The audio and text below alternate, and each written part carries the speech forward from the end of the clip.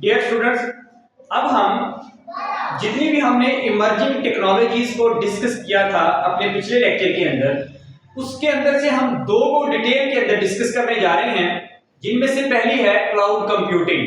That is very very important technology which is used now in days. और इसका जो use है वो तेजी के साथ इतना बढ़ रहा है जितना आर्टिफिशियल इंटेलिजेंस का डेली बढ़ता जा रहा है। क्लाउड कंप्यूटिंग जो है वो एक्चुअली क्या, इसकी पीछे स्टोरी क्या है, या क्लाउड कंप्यूटिंग जो है वो किस चीज का नाम है। जैसे हमारा डेटा इंक्रीज होता जा रहा है डेली बेस के ऊपर, तो सबसे पहले तो हमारे पास जो हार्डवेयर रिसोर्सेज हैं डेटा को मैनेज करने वाले, उनकी जो कंप्यूटेशनल पावर है वो कम होती जा रही है। हमारा डेटा जितना ज्यादा बढ़ता जाएगा उसके अंदर से उसको प्रोसेस करना, उसको मैनिपुलेट करना, उसको मैनेज करना उतना ही ज्यादा डिफिकल्ट होता जा रहा है। हमारे पास हार्डवेयर इतना बड़ा कंप्यूटेशनल पावर का नहीं होता, जबकि डेटा तो फॉर एग्जांपल जो पिछले साल का डेटा था आज उससे हमारा डेटा जो है वो ट्रिपल टाइम ज्यादा हो जाता है। ठीक है, तो पहले वो कंप्यूटेशनल पावर थी वो उसको मैनेज कर लेती थी, लेकिन अब जो है वो कंप्यूटेशनल पावर जो है वो हार्डवेयर की कम हो गई है। सबसे पहली बात। नंबर दो, जिस तरीके से चीजें सारी की सारी इंटरनेट ऑफ थिंग्स की तरफ जा रही है, यानी कि हर चीज के साथ इंटरनेट लिंक हो रहा है। फॉर एग्जांपल पहले जो है वो हमारे पास सिर्फ एक मोबाइल या लैपटॉप जो है वो सिर्फ हम कनेक्ट करते थे अपने वाईफाई के साथ। आजकल हम जो है वो अपनी जितनी भी इलेक्ट्रिक अप्लायंसेस हैं उन सब के अंदर नेटवर्क जो है वो इंटरेक्ट करते जा रहे हैं, और नेटवर्क को जो है वो वाईफाई के साथ जो है कनेक्ट, तो नेटवर्क की बहुत बड़ी जरूरत है, इंटरनेट की बहुत ज्यादा जरूरत है। तो अब इतना ज्यादा इंटरनेट जो है वो प्रोवाइड नहीं हो पाता, तो फिर इंटरनेट की प्रोविजन के लिए भी हमें जो है वो बहुत सारे अच्छे रिसोर्स की 5G की जो है वो जरूरत पड़ती जा रही है, जो कि आने वाली टेक्नोलॉजी है।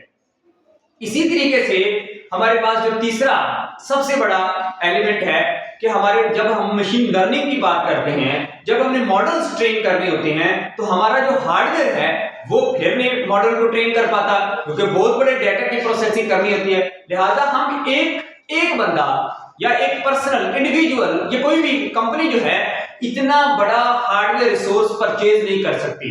तो फिर कंपनीज ने, बड़ी बड़ी कंपनीज ने क्या किया, लाइक गूगल ने, लाइक अमेज़न ने, लाइक माइक्रोसॉफ्ट ने, इन बड़ी कंपनीज ने फिर जो है वो हमें ये वाली चीजें जो हमारी रिक्वायरमेंट थी, हार्डवेयर की मैनेजमेंट रिक्वायरमेंट थी, कंप्यूटेशनल रिसोर्सेज की रिक्वायरमेंट थी, नेटवर्क की रिक्वायरमेंट थी, उन्होंने हमें सर्विसेज देना शुरू कर दी एज अ रेंटल पेमेंट। उन्होंने हमें रेंट पर ये चीजें देना शुरू कर दी, और जो है वो एक वक्त में multi user, million billion user जो हैं वो इन रिसोर्सेज को इस्तेमाल करके अपना काम जो है वो कंप्लीट करते हैं। तो this is the story of the cloud computing. ये स्टोरी है क्लाउड कंप्यूटिंग की कि इसकी जरूरत क्यों है और ये कहां से आया। तो क्लाउड कंप्यूटिंग की जो है वो इंट्रोडक्शन, तो इसके अंदर मैंने आपको ये तीन चीजें बताई कि सबसे पहले क्लाउड कंप्यूटिंग हम क्यों इस्तेमाल करते हैं, ताकि हमारे सर्वर जो है वो कंप्यूटेशनल पावर के लिए हमें अवेलेबल हो रहे। फिर सेकंड नंबर पर मैंने आपको बताया कि मैं स्टोरेज को मैनेज किया जा सके, हमारा डेटा बिग होता जा रहा है, बिग डेटा की तरफ हम जा रहे हैं। ठीक है जी, तो उसको मैनेज करने के लिए हमें हार्डवेयर की नीड पड़ती है। और तीसरा मैंने बताया कंप्यूटेशनल रिसोर्सेज कि हमें जो है वो मशीन लर्निंग मॉडल्स वगैरह जो है वो ट्रेन करने होते हैं। हमारी हर एप्लीकेशन जो है वो AI और ML बेस्ड होती जा रही है। हर एप्लीकेशन के अंदर हम आर्टिफिशियल इंटेलिजेंस लगाते जा रहे हैं, और जब हमें आर्टिफिशियल इंटेलिजेंस की जरूरत पड़ती है हमें मशीन लर्निंग के मॉडल्स अप्लाई करने पड़ते हैं, उनको ट्रेन करने के लिए बिग डेटा की नीड होती है। लिहाजा वो हमारा जो कंप्यूटर है वो उसको जो है वो मैनेज नहीं कर पाता, हमें अच्छे पावरफुल कंप्यूटर की जरूरत पड़ती है मॉडल को ट्रेन करने के लिए। GPUs की जरूरत पड़ती है मॉडल को ट्रेन करने के लिए, और एक GPU जो है वो इजीली परचेज करना जो है वो इजी नहीं होता इस वजह से। और जो है वो हमें ये वाली जो क्लाउड कंप्यूटिंग सर्वर्स हैं, सर्विसेज देने वाले हैं, कंपनीज जो हैं वो हमें ये चीजें जो है वो प्रोवाइड करती हैं। तो ये हमारे पास इंट्रोडक्शन हो गया कि अब आपको ये कॉन्सेप्ट बिल्कुल क्लियर हो जाना चाहिए कि एक्चुअली क्लाउड कंप्यूटिंग क्या है। बड़ी बड़ी कंपनीज ने, यानी कि आम अल्फाज के अंदर मैं बताऊं, बड़ी बड़ी कंपनीज ने हमें मुख्तलिफ किस्म के रिसोर्स प्रोवाइड कर दिए हैं ऑन रेंट। ठीक है, हम उनको इस्तेमाल करते हैं अपने वक्त, अपने अकॉर्डिंगली जिस चीज की हमें जरूरत होती है हम उसको इस्तेमाल कर लेते हैं। तो बेसिक कॉन्सेप्ट्स क्लाउड कंप्यूटिंग के अंदर क्या है, मतलब कि ये क्लाउड कंप्यूटिंग हमें क्या क्या चीजें प्रोवाइड करता है, ये तो हमने देख लिया। अब हम देखते हैं कि इसके बेसिक कॉन्सेप्ट्स क्या हैं, इसके अंदर क्या एल्गोरिथम्स क्या हैं, ये किस बेस के ऊपर ये वर्किंग करती है। विजुअलाइजेशन का सबसे इंपॉर्टेंट कॉन्सेप्ट है क्लाउड कंप्यूटिंग का। कैसे कि हमारे पास क्लाउड कंप्यूटिंग जो भी कंपनी सर्विस है उसके पास एक सर्वर है, ठीक है जी, ये सर्वर कंप्यूटर। अब इसके साथ जो है वो मैनी बिलियन ट्रिलियन जो है वो इसके जो है वो क्लाइंट लगे हुए हैं। अब एक वक्त में ये जो क्लाइंट है इस सर्वर को यूज करेगा और उसको ऐसा लगेगा, इस क्लाइंट को ऐसा लग रहा होगा कि ये जो सारे का सारा कंप्यूटेशनल रिसोर्सेज है मेरा है। This is called the virtualization. Real में ऐसा नहीं होगा, लेकिन वर्चुअली इसको लग रहा होगा कि मैं सब कुछ इस्तेमाल कर रहा हूं, इस क्लाइंट को लग रहा होगा कि यार मैं इस्तेमाल कर रहा हूं। यानी कि इस हमने सिस्टम को ऐसे डेवलप कर दिया है, सिस्टम को ऐसे मैनेज किया है कि हर एक को ऐसा लगेगा कि ये जो बड़ा रिसोर्स है, बड़ी कंप्यूटेशनल जो हार्डवेयर है वो मेरे पास मौजूद है। रियलिटी में ऐसा नहीं होगा, लेकिन हर एक को ऐसा लग रहा होगा। This is called the virtualization. Secondly scalability. Scalability से मुराद होता है आम बात के अंदर कि हम इसको बढ़ा सकते हैं। कैसे हम बढ़ा सकते हैं? जब भी हमें मजीद, फॉर एग्जांपल आज आपकी बुक में भी ये एग्जांपल दिया है कि आज फॉर एग्जांपल हम समझते हैं कि हमें इस वक्त जो है वो 5 टीबी हार्डवेयर की नीड है इस वक्त, और हो सकता है कि कुछ दिनों बाद हमें 10 टीबी की जरूरत पड़ जाए फॉर ओनली 1 डे। तो हम देखेंगे उसको हम क्या कर सकते हैं, उसको हम अपनी हार्डवेयर को बढ़ा सकते हैं। This is called the scalability. इसी तरीके से अगर हमें मजीद किसी प्रिंटर की जरूरत है हम उसको बढ़ा सकते हैं, अगर हमें मजीद नेटवर्क की जरूरत है हम उसको बढ़ा सकते हैं, अगर हमें मजीद रैम की जरूरत है हम उसको बढ़ा सकते हैं। तो दिस इज द स्केलेबिलिटी। यानी कि क्लाउड कंप्यूटिंग के अंदर जब दिल करेगा हम अपने रिसोर्सेज को ज्यादा कर सकते हैं। तीसरे नंबर पर इलास्टिसिटी, ये भी इसी के साथ रिलेटेड है। इलास्टिसिटी से क्या है कि हम अपनी कंप्यूटेशनल पावर को काम कर, फॉर एग्जांपल कुछ टाइम के लिए हमें ज्यादा जरूरत थी, फिर उसके बाद जो है तो उसकी कम की जरूरत पड़ गई, तो हम उसको क्या कर सकते हैं, कम कर सकते हैं। इसी तरीके से स्टोरेज की कुछ टाइम के लिए ज्यादा जरूरत थी, बाद में कम की जरूरत पड़ गई। तो इलास्टिसिटी क्या है कि हम फ्लेक्सिबल हैं, हम हमारा जब हमें नीड होगी हम उसको बढ़ा सकते हैं, जब हमें नीड होगी हम उसको कम कर सकते हैं। तो ये सेकंड कॉन्सेप्ट है। पहला कॉन्सेप्ट है वर्चुअलाइजेशन, सेकंड कॉन्सेप्ट है स्केलेबिलिटी एंड इलास्टिसिटी, कि हमें कोई भी उसके ऊपर दिक्कत नहीं होगी, हम अपनी मर्जी के मुताबिक जो है वो उसके ऊपर काम कर सकते हैं। तीसरा है ऑन डिमांड एक्सेस। जैसे दैट इज वेरी इंपॉर्टेंट। कैसे कि जब हमें जरूरत पड़ेगी हम तब इस्तेमाल करेंगे, जब हमें जरूरत नहीं पड़ेगी हम उसको इस्तेमाल नहीं करेंगे। यानी कि जब हमें जरूरत नहीं होगी तो हमें उसका पेमेंट जो है वो नहीं करनी पड़ेगी, जब हमें जरूरत होगी हम उसकी। और ऐसा भी नहीं है कि जब हमें जरूरत हो और वो अवेलेबल ना हो, वो उस वक्त all time this is available. यानी कि ऐसा नहीं है, कोई टाइम की जो है वो कॉम्प्लेक्सिटी नहीं है कि इस टाइम में सिर्फ अवेलेबल होगा। It is all time available whenever we need we can access this type of the services। तो ये तीन चीजें बेसिक कॉन्सेप्ट के अंदर आ गई कि हमें जो है वो सर्विसेज देने वालों ने इतनी ज्यादा जो है वो फैसिलिटेशन जो है वो प्रोवाइड कर दी है। अब ये क्लाउड कंप्यूटिंग वाले अपनी सर्विसेज किस तरह देते हैं, उन्होंने 3 तरीके या 3 मेथोडोलॉजीज या 3 मॉडल्स जो हैं वो बनाए हुए हैं। That is very important question from examination point of view as a conceptual point of view. यानी कि जब कोई भी इंजीनियर ये अपना काम कंप्लीट कर लेता है उसको हम बोलते हैं डेटा इंजीनियर।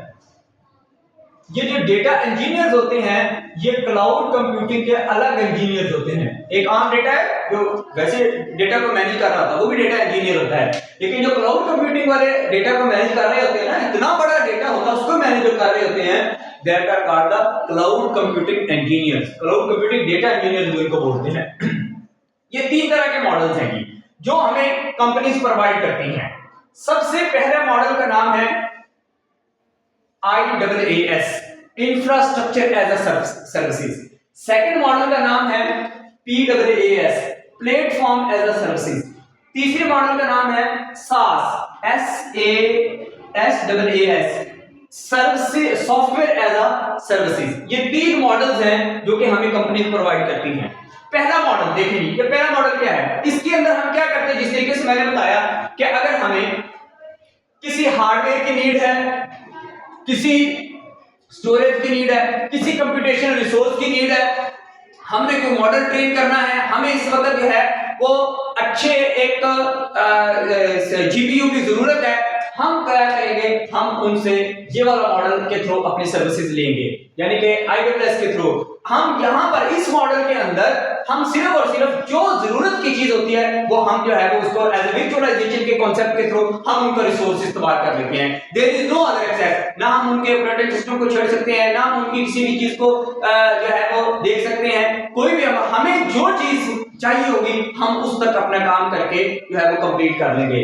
तो ये इंफ्रास्ट्रक्चर एज अ सर्विसेज है। यहाँ पर हमें अपने रिक्वायरमेंट के मुताबिक अपना रिसोर्स यूज करना होता है। इसके लिए एग्जांपल कौन सा है, इसके लिए Amazon वेब सर्विसेज, ये एक, अब आपने नाम याद रखने हैं कि कौन कौन कंपनीज जो हैं जो है वो क्लाउड कंप्यूटिंग दे रही हैं। Amazon वेब सर्विसेज ये क्लाउड कंप्यूटिंग प्रोवाइड कर रही है, ये AWS का प्रोवाइड कर रही है। माइक्रोसॉफ्ट अजूर हमें जो है वो प्रोवाइड करता है AWS, और गूगल कंप्यूट इंजन ये भी हमें जो है वो AWS की सर्विसेज जो है वो प्रोवाइड करता है। सेकंड नंबर पर है प्लेटफॉर्म एज अ सर्विसेज। इसके अंदर हम क्या करते हैं, इसके अंदर हम उनसे जो हमारा ऑपरेटिंग सिस्टम होता है उसकी भी एक्सेस ले लेते हैं, रिसोर्सेज की भी एक्सेस ले लेते हैं, हर चीज, मतलब कि कंप्यूटर हमारा उतनी जितनी देर तक हम उसको पेमेंट करते हैं उतनी देर तक वो सारा रिसोर्सेज हमारा हो जाता है। यहाँ पर हमें सिर्फ एक रिसोर्स मिलता है, यहाँ पर हम पूरे सिस्टम को अपना जो है वो टेक कर लेते हैं और सारी चीजें जो है वो हम उसकी इस्तेमाल कर सकते हैं जैसे भी हमें नीड होती है। समटाइम हमें इस तरह के काम की नीड होती है और समटाइम जो है वो हमें इस तरह की चीज की जरूरत होती है, यानी कि हमें सारी चीजें चाहिए होती हैं। बंदा हमारा ट्रेन होता है और हम जो है वो सर्विस टेक कर सकते हैं। और ये कौन प्रोवाइड कर रहा है, ये गूगल ऐप इंजन ये जो है ये पास का वर्क करते हैं। माइक्रोसॉफ्ट अजूर ऐप ये जो है वो पास का वर्क करती है, और हेरुको एक कंपनी है वो जो है वो हमें क्लाउड कंप्यूटिंग जो है वो प्रोवाइड करती है। तीसरे नंबर पर होता है सॉफ्टवेयर एज अ सर्विस। यहाँ पर ये कौन सा कॉन्सेप्ट है, फॉर एग्जांपल अगर हमें क्लाउड कंप्यूटिंग को यूज करना नहीं आता, मैनेज करना नहीं आता, तो फिर वो क्या करते हैं, कंपनी वाले खुद बंदा दे देते हैं कि भाई आपने इससे जो भी काम करवाना है वो आप उससे करवा दें। तो वहां पर जो है सॉफ्टवेयर एज अ सर्विस सारे के सारे विद पर्सन तमाम रिसोर्सेज को जो है वो कंपनी के हवाले कर दिया जाता है। जिसने भी रेंट लेनी होती है वो उसको जो है वो यूज करता है और अपना सारा काम करके जो है वो वापस कर। फॉर एग्जांपल ये जिस तरह के गूगल वर्कस्पेस है जिसके अंदर हम गूगल का डॉक्स इस्तेमाल करते हैं, गूगल की शीट्स इस्तेमाल करते हैं, एक्सेल की शीट, वर्ड्स की जितने भी डॉक्स हैं वो सारे यूज करते हैं। जीमेल प्रोवाइड हमें मिलता है, उसके बाद जो है वो गूगल ड्राइव जो है वो हमें मिलती है। तो ये वो काम कर रहे होते हैं और हम उसको जो है वो यूज कर रहे होते हैं। फिर Microsoft 365 that is very important, जो कि हमें ये जो है वो software as a service provide कर रही होती है। सेलफोर्स एक और है जो कि हमें क्लाउड कंप्यूटिंग की सॉफ्टवेयर एज अ सर्विस जो है वो प्रोवाइड हो रही होती है। तो ये तीन तरह से जो है वो हमें चीजें जो है वो प्रोवाइड होती हैं क्योंकि हम जिनको इस्तेमाल कर सकते हैं। यानी कि सबसे पहले हमने सेलेक्ट करना है कि हमने कौन सी क्लाउड सर्विस जो है वो इस्तेमाल करनी है और किस कंपनी से हमने जो है वो उसको टेक करना है।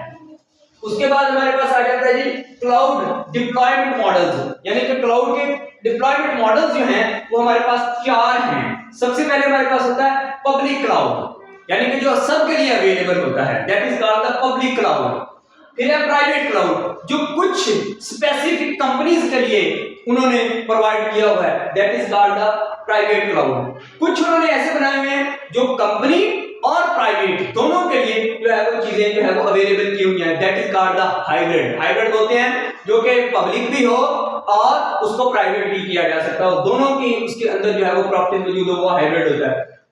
फिर इसके बाद आ जाता है मल्टी क्लाउड। मल्टी क्लाउड के अंदर हम अपनी रिक्वायरमेंट के मुताबिक देखते हैं कि हमने कौन सा मॉडल जो है, कभी हमें प्राइवेट, कुछ चीजें हमें प्राइवेट चाहिए होंगी, कुछ हमें जो है वो पब्लिक चाहिए होंगी, उसको हम हाइब्रिड भी कर सकते हैं। एट एक्स्ट्रा बहुत सारी चीजें जो है वो हमें नीड होती हैं, हम उसके मुताबिक जो है वो मल्टी क्लाउड के अंदर जाकर मैक्सिमम टाइम जो है वो जो कंपनीज होती हैं वो मल्टी क्लाउड को इस्तेमाल करती हैं क्योंकि ये फ्लेक्सिबल होता है और हम अपनी रिक्वायरमेंट के मुताबिक इसको जो है वो यूज कर सकते हैं। तो ये हमारे मैंने अब तक जो है वो क्लाउड कंप्यूटिंग के अंदर आपको इंट्रोडक्शन करवा दिया, उसके बेसिक कॉन्सेप्ट के ऊपर डिस्कशन कर दी। उसके बाद जो है वो types of cloud services, that is very important, ये जो है वो सबसे इंपॉर्टेंट है। इसके ऊपर डिस्कशन कर ली कि कितनी तरह का मॉडल जो है वो याद है आपने रखना, IaaS, PaaS और SaaS, ये तीन तरह का क्लाउड सर्विसेज मॉडल्स होते हैं। और फिर डिप्लॉयमेंट मॉडल जो है वो कितनी तरह से उनको अवेलेबल जो है वो हम कर सकते हैं, जो वो कंपनी जो है वो हम कितनी तरह से इसको दे सकती हैं। और साथ नाम याद रखें कि कौन कौन सी कंपनीज जो हैं वो क्लाउड कंप्यूटिंग जो है वो प्रोवाइड करती हैं। इससे नेक्स्ट लेक्चर के अंदर हम देखेंगे कि इसकी एप्लीकेशन कौन कौन सी हैं, और फिर हम इंप्लीकेशन देखेंगे कि क्लाउड कंप्यूटिंग की इंप्लीकेशन जो है वो क्या क्या है इस पूरे सिस्टम के अंदर, इस पूरे ग्लोब के अंदर। Thank you.